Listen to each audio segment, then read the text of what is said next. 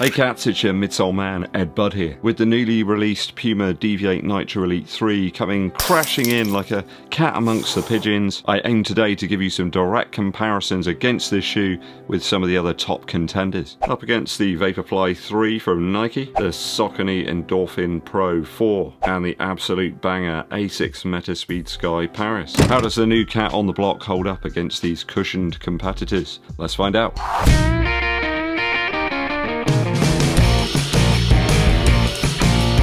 Thanks for tuning in and joining me here on the channel. It's always appreciated. Do hit that subscribe button and give this video a thumbs up like too. It really helps out, as does giving a comment to help fight the algorithm. Danke schön. So racked up some decent miles in all of the shoes in today's comparison. Saucony, ASICS and Puma have sent these shoes to me for review, but they're not paying me to make this video. And I did purchase the Vaporfly 3 myself with my own Earth credits. I have to say, straight off the bat, there's not an awful lot between any of the shoes in today's video. There's subtle differences that might make one shoe work better for one runner rather than another. Loads of stats on the screen right now for you, including the weights of each shoe, the forefoot and heel width at the widest point. We've also got the heel and forefoot midsole stacks, along with the Shure Adrometer scale readings for the midsole, and of course the price. All of these are right up there in terms of price, the Puma being the cheapest, and then you've got the Vaporfly 3 and the ENDORPHIN Pro 4 at around about 230 Earth credits. ASICS is easily the lightest in today's comparison, with the ENDORPHIN Pro 4 coming in about 41 grams heavier in my size. It's quite noticeable in hand and on foot, it has to be said. I think it's probably down to the more luxurious, I suppose, upper materials that Saucony have used here on the ENDORPHIN Pro 4. There's not many a shoe where you've got suede sections anymore. ASICS have minimised the upper materials as much as they possibly can on this model. It's also down a little bit though to the midsole width. Here in the Saucony ENDORPHIN Pro 4 is easily the widest of all four. There's a good 1.3 centimeters more width here than in the ASICS shoe, and even back in the heel we've got another centimeters worth of width, so definitely makes this more of a marathon option. Perhaps if you've got a slightly wider foot, then the Saucony could work for you. All the shoes aside from the ASICS METASPEED Sky Paris have got an 8mm drop. This one has a 5mm drop. Perhaps the key to the success that I found in the shoe over 2024, 2 10k personal bests and a half marathon best on a tough course as well. Does that extra stack in the forefoot here really help me out that much? This has got the most forefoot stack, that's for sure, with 37mm in my UK size 11. All the shoes have pretty much got the same heel stack, which is about 42mm. Sticking on the ASICS shoe, this is easily the narrowest of all four in today's video. Again, perhaps that makes it that little bit lighter. There's just a little less midsole material. Of all four shoes today, I'm probably finding the Puma is the softest of all. It's got an incredibly compressive and bouncy feel, this one. The Vaporfly seems a little bit more rubbery to me. It always was out the box. I think they have changed this formula over the years. The pellet-based P-Bax midsole that we got in the Saucony ENDORPHIN Pro 4 is that little bit more firm, a little bit more resilient, I suppose. I think my preferences lie with these two shoes at the moment. They seem to fit the way I run better than the others. That's across all the testing and racing so far. So upper-wise, we've got two main mentalities here amongst the four shoes. You've got the absolute minimum upper materials on the ASICS versus the more conventional running shoe style of the ENDORPHIN Pro 4. Lockdown-wise, I have to say the METASPEED Sky Paris,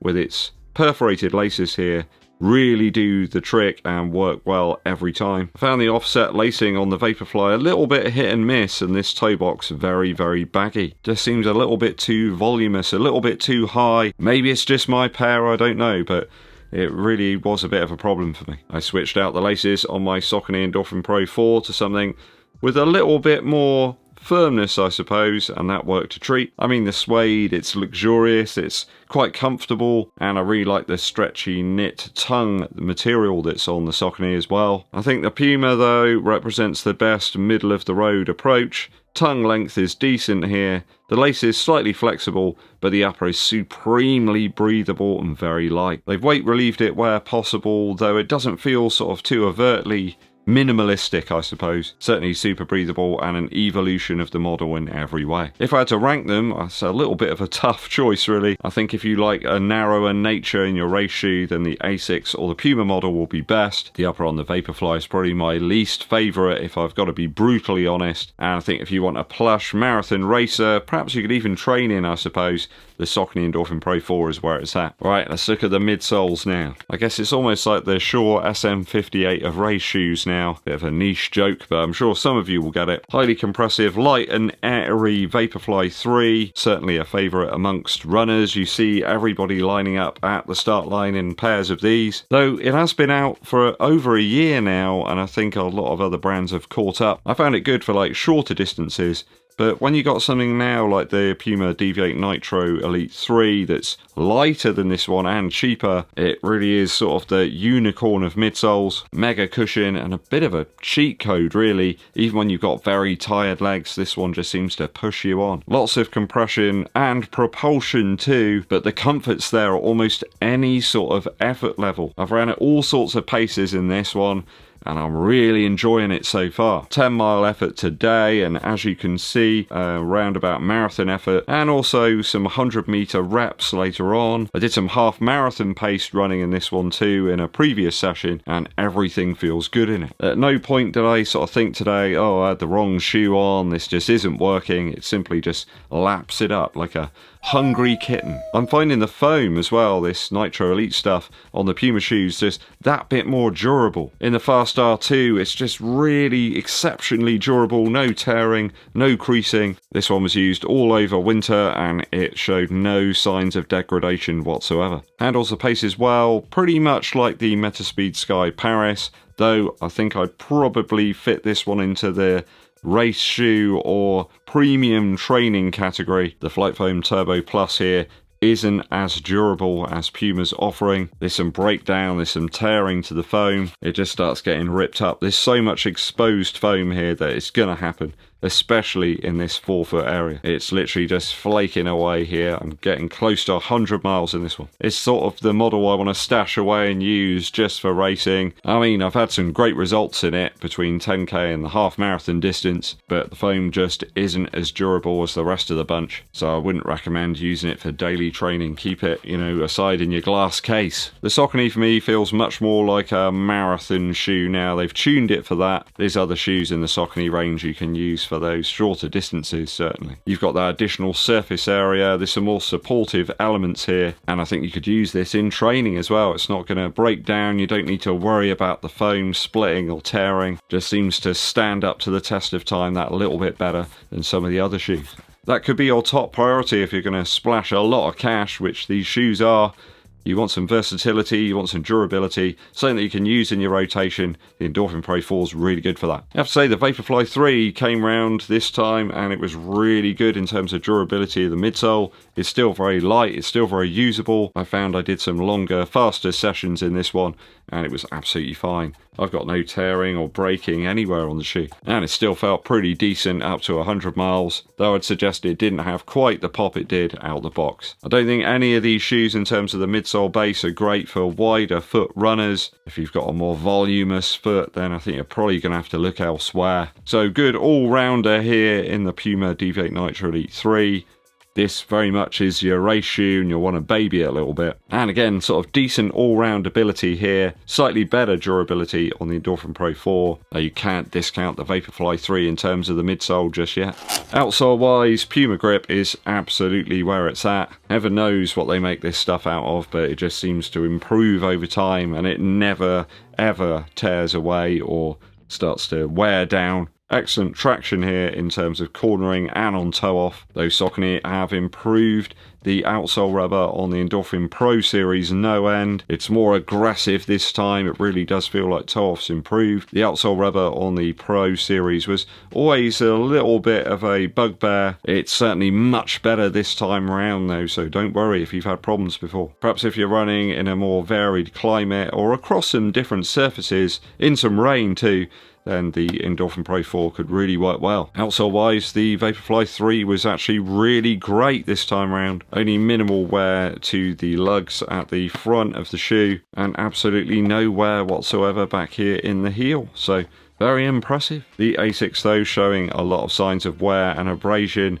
The rubber here has lost its pattern completely, though it's still pretty tacky in all fairness. And we've got some considerable abrasion back here in the heel.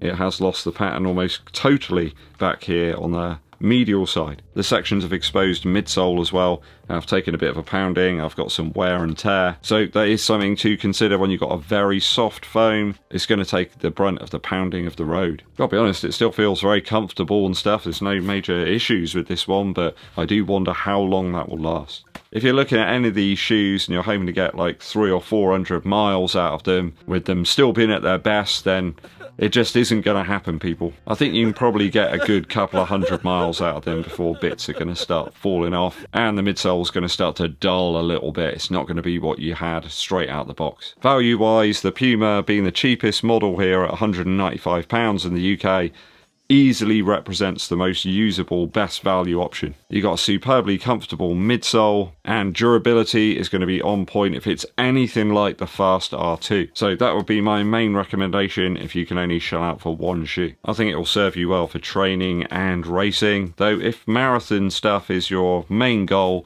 then the Endorphin Pro 4 could be a really good shout as well. Yes, it's a little bit more expensive, 35 quid in fairness, but I think over the test of time and the miles, Endorphin Pro 4 could be great, a really good rotation shoe. The ASICS is going to be an exceptional race shoe for you in terms of performance, but it doesn't have that durability of some of the other models today. My pair still feel wonderful, though in fairness I haven't run through any monsoons, and in fairness, rain and cold conditions always seem to be the kryptonite of super shoes. The Vaporfly 3 is still a top-notch shoe, though it's not going to be for everybody. If you've got a low arch, maybe a flatter foot, it's just going to be painful. Though durability is on point this time round, and it's still a very light and usable option. Though it is one of the more expensive shoes too, but durability at least on point in my pair. So if you're after value and usability, I think the Deviate Nitro Elite 3 is right up there. Out and out performance, the ASICS METASPEED Sky Paris, but it's going to burn up on re-entry. Okay, that's all my comparisons for today. Let me know how you're finding some of these super shoes in your racing and training. Drop us a comment down below. Musical interlude for you. Now I've got one today by High Contrast. The album's called High Society. It was actually released 20 years ago, but it doesn't sound like that. Fantastic album if you're heading out on the long run and you want to keep the cadence nice and consistent. Some really good drum and bass tracks here. I'm loving the strings, they're quite luxurious on the lead track High Society, though the feel-good vibes on Racing Green are probably my absolute favourite from the whole album. Just love the consistency and the lack of aggression, I suppose, within these drum and bass tunes from High Contrast. It's a really nice kind of excursion away from some of the grimy bass, some nice clean and precise drums. Almost like a jazzy, sort of smooth feel. You could be sat in a coffee shop with a nice brew and someone spinning these tunes on a Sunday afternoon and it would be absolutely perfect. High Society from High Contrast. Thanks for tuning in, people. Hope you enjoyed today's video. Hit that subscribe button and give this video a thumbs up like. Drop us a comment too to help fight the algorithm. My name's EDDBUD and I'll be seeing you